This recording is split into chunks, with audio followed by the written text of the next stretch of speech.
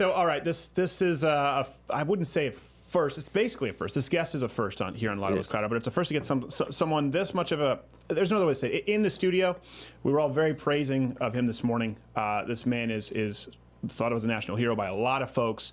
And we just so happened to, I guess his daughter is a fan, is a Mug Club member, and so we were able to get him. Darren, our booker, got him on the line. This is the man who pursued, and I believe, I'll let him explain it, shot the shooter, the Texas shooter, who everyone has been talking about right now. I hate to say the hero of the hour because I know he's going to be humble and downplay it, but Stephen Willeford, thank you for being here, sir. Thank you for having me on. Well, I know how emotional of a time this must be and probably exhausting. Everyone's been wanting a piece of you in the press, so I really do appreciate you making the time. And listen, if ever you just don't want to discuss it, or I know legally maybe you can't answer a question, just feel free to say pass, and my moronic self will move on down the trail. Okay. So explain for people who don't know, what happened. We've all read, we've all heard about the Texas shooting. Mm-hmm. The storyline's very confusing now. The storyline is very confusing for a lot of people. As far as I understand, you were across the street, you were in the neighborhood, and you got your firearm and pursued this individual. Just explain it to the audience, for people who they've been putting this together with bits and pieces from the media. I live in a little small community of Sutherland Springs, and we number in the hundreds, definitely not in the thousands. Very small community. I on a dairy there that I was the fourth generation of. I love my community. I love the people that are there. I know most of the people that went to the church there, and most of them knew my great-grandparents, the older ones. That's how far back it goes. Well, I know. Anyway, yeah, go ahead. Sorry, I know how much you care, and I know how emotional it must be. And if I can help you in any way, let me know here. The community knows you well. Everyone who's been interviewed has spoken so highly of you. I don't think there's anyone who has a bad word to say at all about this man. It's just then people pivot right away to politicizing the issue of gun control. So let's put that on the shelf here. What happened the day of the shooting, when this story broke? What happened? What did you hear? What went through your mind? What went down that day? I was at home, and I was actually in my room relaxing, and I started hearing a sound, and it sounded like someone tapping on my window. I'm about a block away from the church. Okay. And my older daughter ran in. She was cleaning dishes in the kitchen, and she ran into my room and said, "Dad, doesn't that sound like gunfire?" And I told her, I said, "That sounds like someone tapping on the window," and it was just a rapid tapping. And I went to the window and opened the window, and I could not see anything. But I followed her into the kitchen. When I got into my kitchen, it sounded definitely more volume, and I could tell that it sounded like gunfire. I said, "Oh my God, it sounds like gunfire." I ran to my safe and opened my safe, and my daughter ran outside, got in her car, and drove around the block while I got my AR-15 out of the safe. And I ran back and I grabbed a box of ammunition, and she came in and said, "Dad, there's someone in black tactical gear shooting the Baptist church." And I said, "Call your mom, my wife, and my daughter that's here now, and her husband were working on their house. We're building their house. And they were over at my property that's 5 miles down the road." And she called them, and I said, "Stay put, stay put. We have an active shooter situation at the Baptist church. Just stay where you're at," because I knew they were far enough out of town. They were in no danger. Right. I opened the box of ammunition, and I grabbed a handful because I was hearing shots one after another, rapid pace. And I just grabbed a handful, and I started loading a magazine, and I started out the door. And my other daughter, I told her, "Load me another magazine." And I knew she couldn't come give me a magazine. It was busy work. I was trying to give her something to do, keep her in the house. And That's amazing. You had that forethought. I was thinking you needed. So you actually you had the time and spatial awareness to think, give her something so that she's distracted. I've been a foreman before in construction, and sometimes you just got to give busy work to someone. Wow. to get them out of your hair. Yes. Okay. So, but my daughter she is a great girl, and she's actually I started training all my kids when they were 8 years old. They were NRA distinguished experts. wow. Okay. So they know their way around firearms. Yeah, I was a instructor, but I did not want anybody else that might be a target. Right. Wow. So there, and I ran out of the house, and some of them people said, "Why did you run out barefoot?" Because I didn't have shoes on. The simple answer? Well, my answer was every time I heard a shot, I was thinking that was assigned to someone else. Right. That shot was assigned, he was shooting at another person every time I heard a shot fire, and I didn't have time to put shoes on. It's the time of the year that I'm growing my Santa beard, because I go on a motorcycle ride with the Baptist church where we deliver toys for boys and girls of low income around Wilson County. And I ride with the Baptist church that was under attack. Wow. So you leave with no shoes on, and then what do you get into your vehicle? Do you run straight to the church? No, I'm a block away, or less than a block away. They're catty-cornered behind me in my house. A house behind me, and they're across the street on the other side. Okay. And so I ran over there, and I ran across the neighbor's house that was right across from there. And as I approached the neighbor's house, I see a gray SUV sitting in the middle of the highway in park with the engine running and the driver's side door open. And it was out of place. And I was focused on that, trying to figure out that, and kind of looking back behind the vehicle. And I don't know that I had tunnel vision or what the deal was, but I saw the shooter come from around the front of the vehicle. Okay. And at this time, he had a handgun in his hand. And I didn't know, but my daughter said that it had an AR-15, but when I saw him, he had a handgun. Okay. And he had a tactical helmet on, like a SWAT team would use, with a black visor. And he had Kevlar vest, and you could tell it was a bulletproof vest. He had that on. And you know, I'm a Christian. Sure.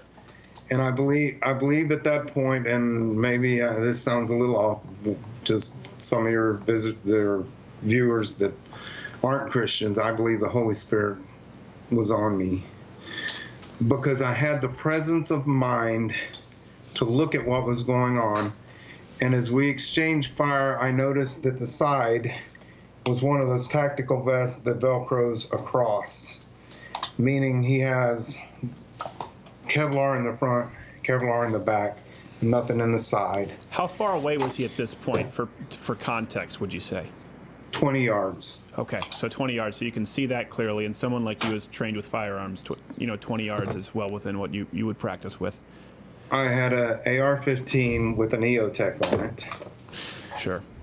And I trained at 20 yards. That's no real great, amazing shot. I shot between the two Kevlar plates. Well, that is a great shot with the not to just heap praise, because I know everyone else will, but to have that frame of mind and, like you said, that foresight.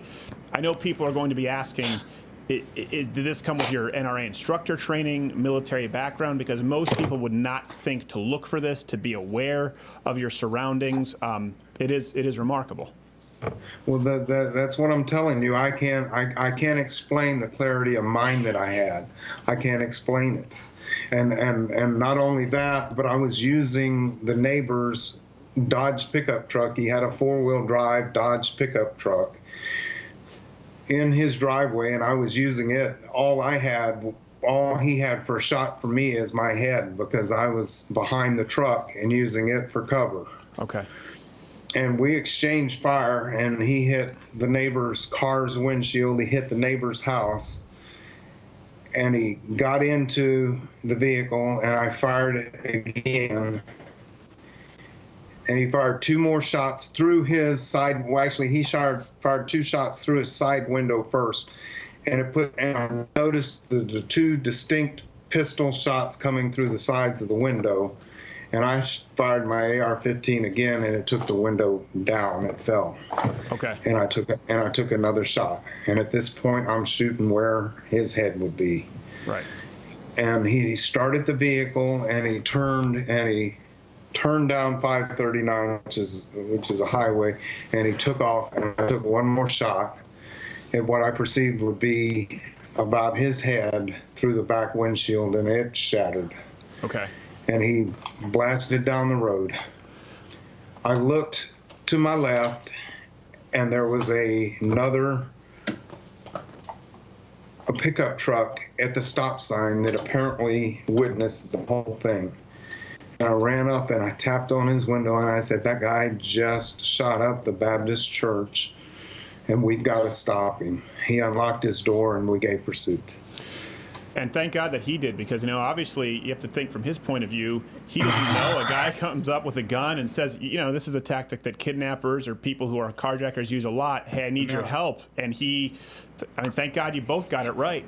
He did witness the exchange of gunfire. Right. He saw the guy shooting at me also, and he saw him run out from the Baptist church, and he saw him in black tactical gear, and me with no shoes on. Right. Yeah. He might have at that point he might have said, "Okay, that's the bad guy, the guy with the black visor, not the guy with the Santa beard and the no flip flops." So he lets you in. You've a few windows now have been shot through, and how far is he from you as you begin trying to close that gap? He had a considerable lead. We did not even. But he left out of there, and we shot across a major intersection at full speed. And again, I had the presence of mind. I dropped the magazine because I didn't load a magazine. I just grabbed a handful and stuck them in, didn't count them. Right. I dropped the magazine down, and I looked, and I had 1 round in the magazine, meaning I had 1 round in the chamber and 1 in the magazine. And I pushed it back in place. He had called 911 at this point, and he was talking to 911. And obviously, the Wilson County Police Department and everybody else has got an active shooter at the Sutherland Springs Church. Right. And so we started talking to dispatch and telling them that we were in pursuit of him going down 539. And they said which direction he was headed towards Seguin, north, 539. And they said, "Can you see him?" And about that time, he came into view again. We started catching him. Okay. So he comes into view and you start catching him. What does that mean? You start closing the gap? Do you bump him? No. We were still 3 cars behind him, but we could see him, and you could see the back windshield was knocked out. And we were making up ground.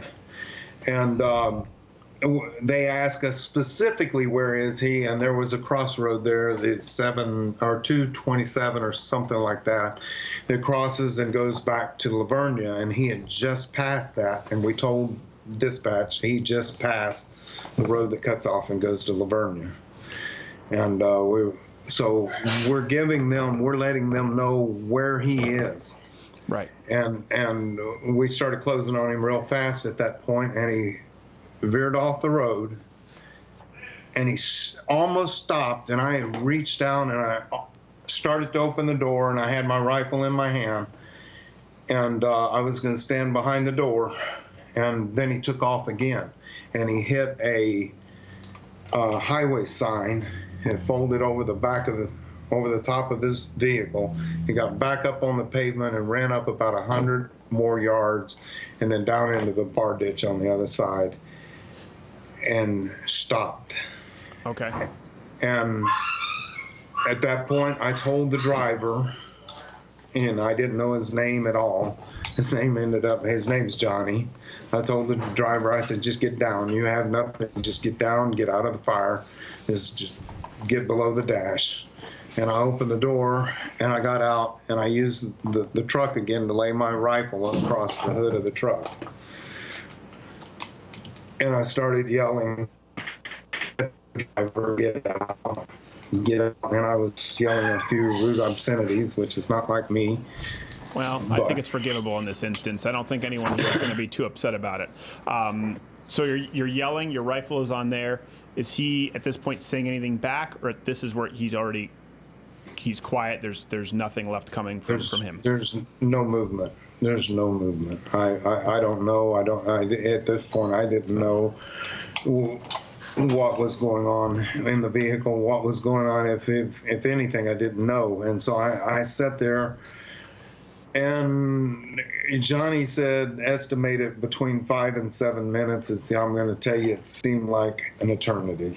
Right. And I've got my rifle trained on the side window of the driver's side, and just waiting for any sign of anything. And I'm yelling the whole time. And I remember one time he yelled out, "Where's the police?" And just a short time after I yelled that, I was focused on the SUV. I heard a PA system come on and it said, "Driver, get out of the vehicle with your hands up." And then I heard it again. I laid my rifle over the hood of the truck, and I walked back to the back of the truck with my hands up like this. And the officer looked at me, he said, "Not you." Okay, I better go back. And I walked back up, but I didn't want him to think that there was any threat in me at all. Right. But and that was kind of a funny moment, because I realized at that time that there's only one squad car, and I back up. Right. And so I went ahead and I held my rifle trained onto the car until I saw about 6 different police officers pull up. And I thought my job was done, and I put the rifle on the back of the toolbox to the pickup truck and started to walk back, and they said, "No, no, no, stay where you are, stay where you are." And they drove a car up so that I could get behind the car and be shielded as he backed up and got me away from the scene. The Wilson County Police Department should be proud of themselves. I'm sure they are, and I'm sure they're proud of you. I wouldn't be surprised if some kind of a medal or achievement here, because, listen, you did so much, and this is when people often say, well, call the police. You see, in this instance, they did as good of a job as they possibly could, and in that instance, right, if you weren't there, this is one thing that I would like your perspective on. The media says, well, this didn't necessarily stop at the shooting, it already occurred, but who knows, just during those 5 to 7 minutes, what kind of damage he could have done if not for someone like you. As you said, that's an eternity.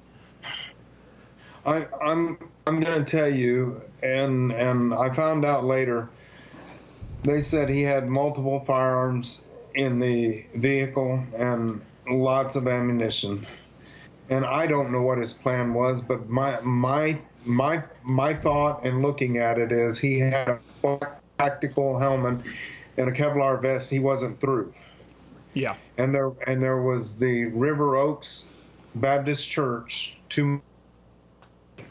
in the same direction that he left. Right. Yeah. I'm by no means saying that that's where he was going, but they were in the middle of Sunday morning services too. Yeah. Well, it doesn't seem like a getaway. A guy who keeps his car running and has several more weapons and ammunition. That's not someone who's just looking to get out of Dodge. So, I mean, what are your? I mean, I don't want to Barbara Walters this, but do you have it? What are your feelings like now? Are they mixed? I mean, I know people talk about what it's like in these scenarios, and you can never imagine taking a life, but in this instance, knowing so many people in your town and saving so many people, what are you feeling like now?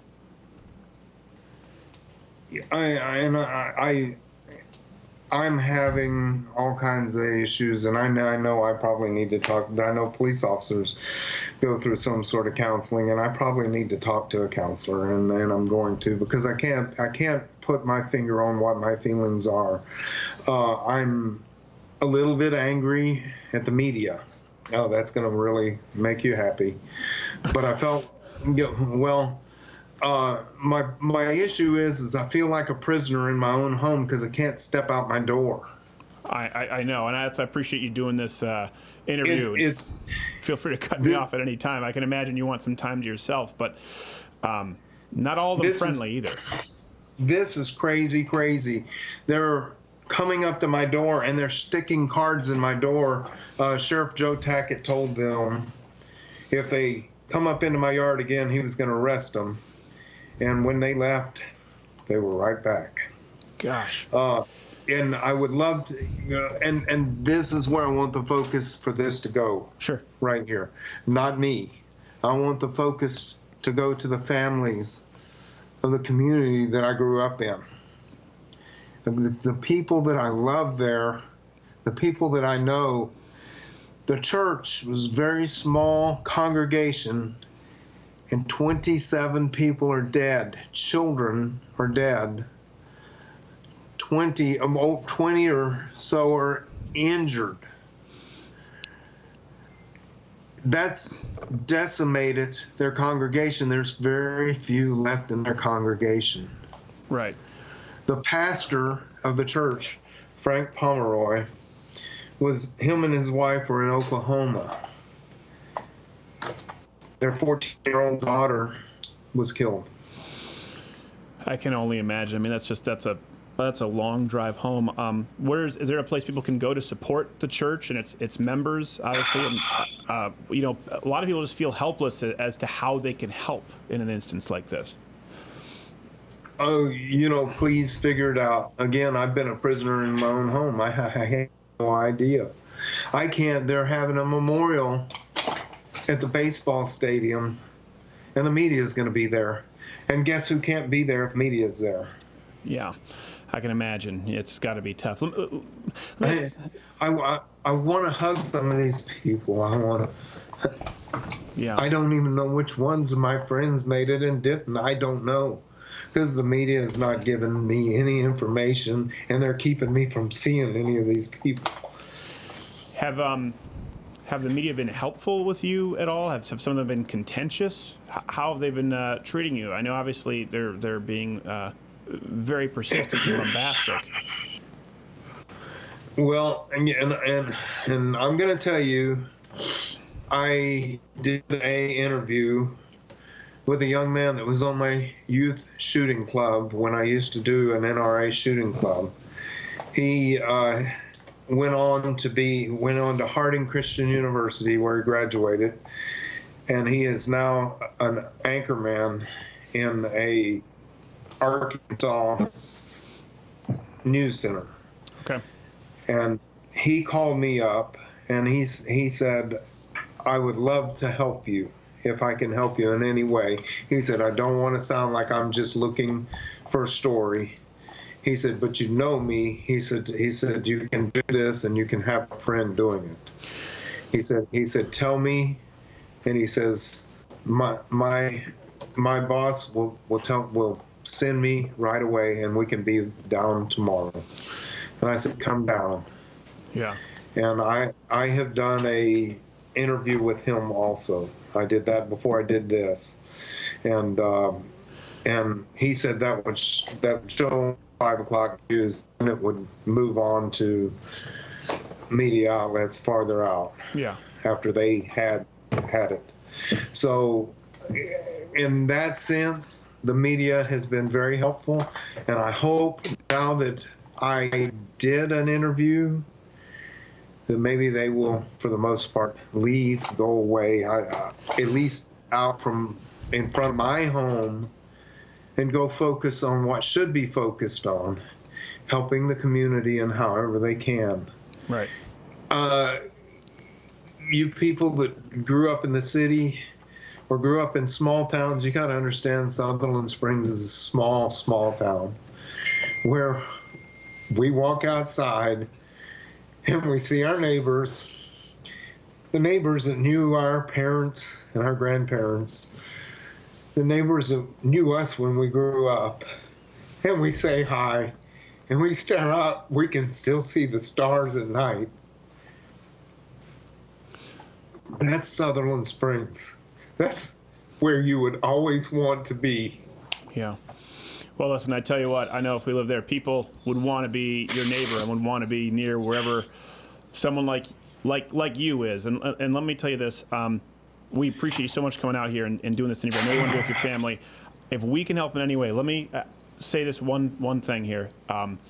Just as you saw with Ken Bone, and I'm sure you've seen the media's politicized the gun issue already. I don't want to get into that, but there are going to be some people out there, unfortunately, who are not going to focus on the town, who are not going to be looking to be helpful, and are going to be doing some digging, doing anything they can to try and discredit you. We have some brilliant researchers here. We have some brilliant people at Louder with Crowder who can help with a lot of this. If ever, and also a platform, if there is a way that people can help you or help the city, let us know, and we'll make sure that we're an outlet that's available to you, because my God, man, I mean, this is, according to the media, people like you, people as pure-hearted and as capable don't exist, and it is an unbelievable story.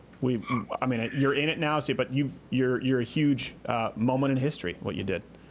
Can I say something? And I don't feel comfortable saying it just anywhere, but maybe with you guys. Sure. If I had run out of the house, and maybe this is a political plug or whatever, but if I had run out of the house with a pistol and faced bulletproof vests and Kevlar helmets, it might have been futile. Right.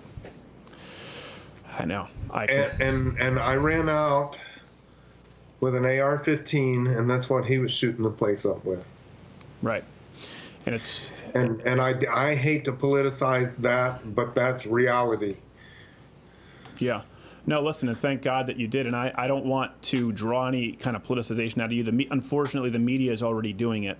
Right before we came on here, it was Slate saying, well, this actually isn't true, this narrative, because the shooting was over. And you know what? Listen, I will do this since you don't want to, because you're so kind and want to focus on rebuilding and helping. When people say, why do you need an AR-15? When people say, why do you need X amount of rounds?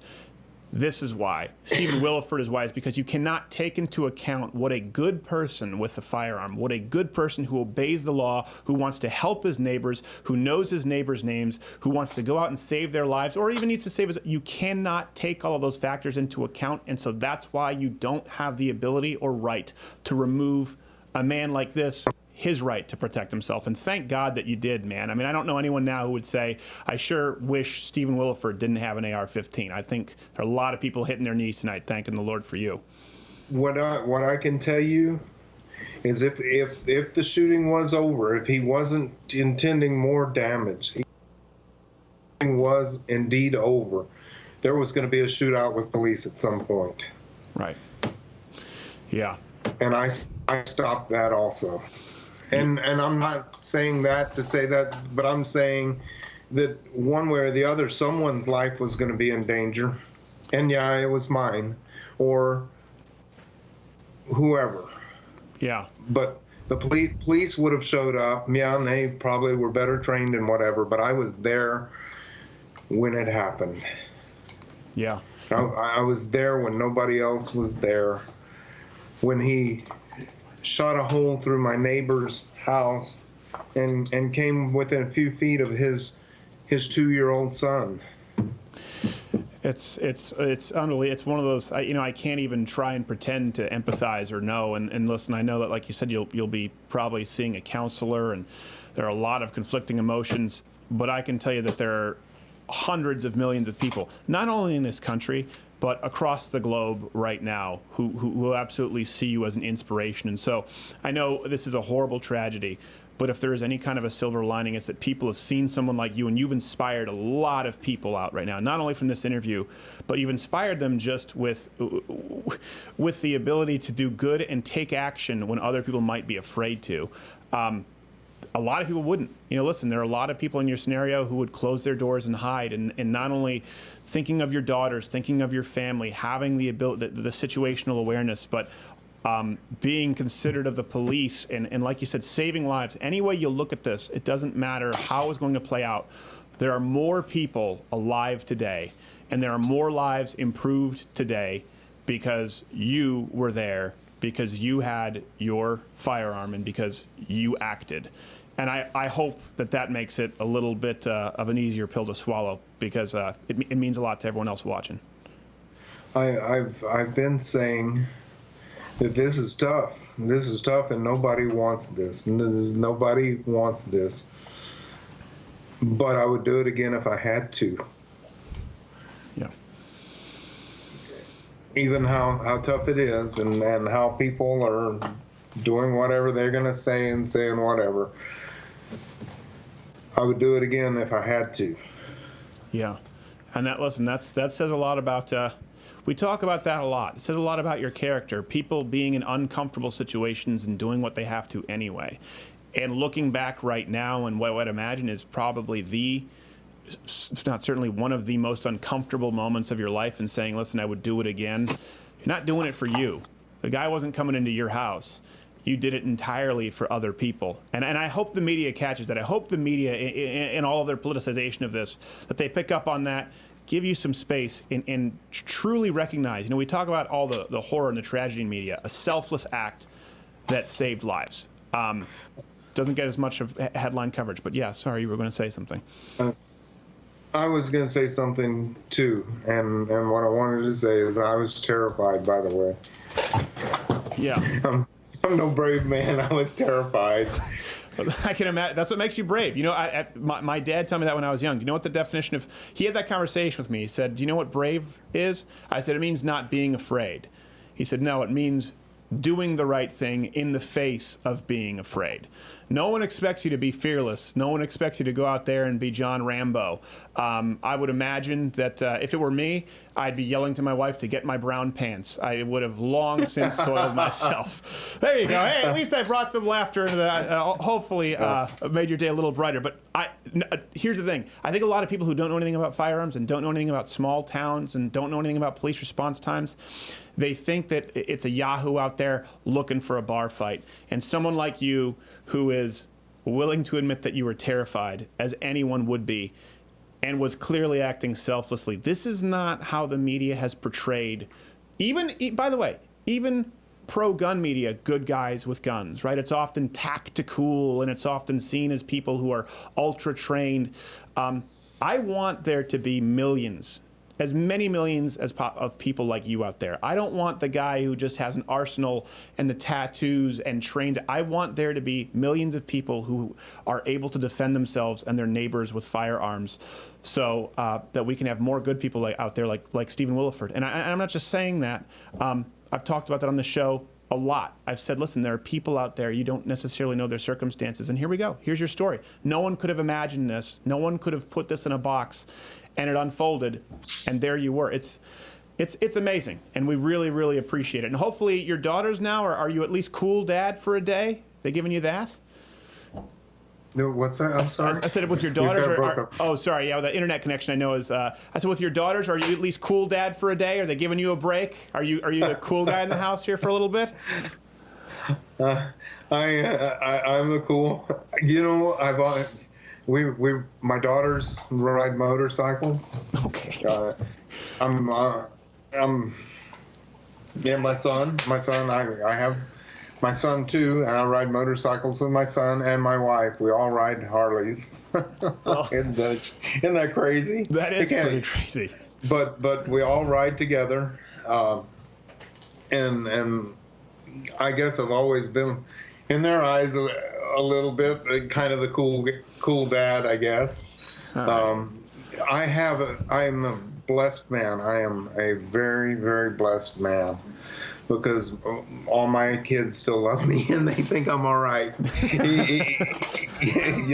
Not many people have that, but and we still do. We ride together, and I now have a daughter that's married and a son, so a son-in-law there. I got my son that's married.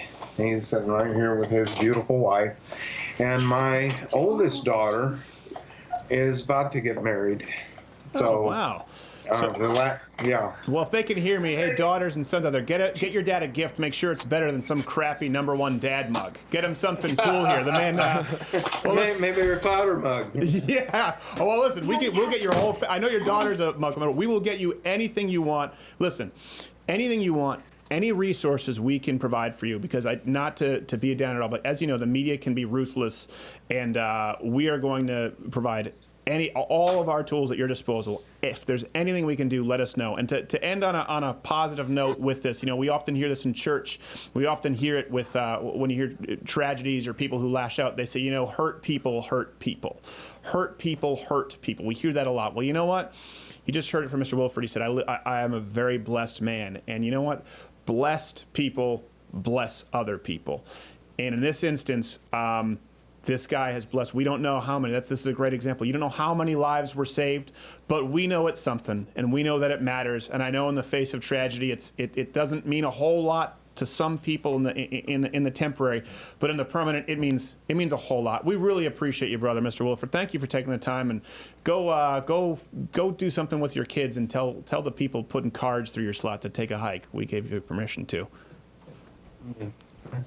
And please, if you can find a place, and I'm sure the Baptist Church would in Sutherland Springs would accept donations. I'm sure there's a lot of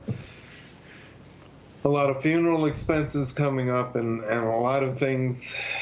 And again, that isn't even the church that I go to. Right. No, we appreciate. But it is a church that's near and dear and close to my heart, and they need help.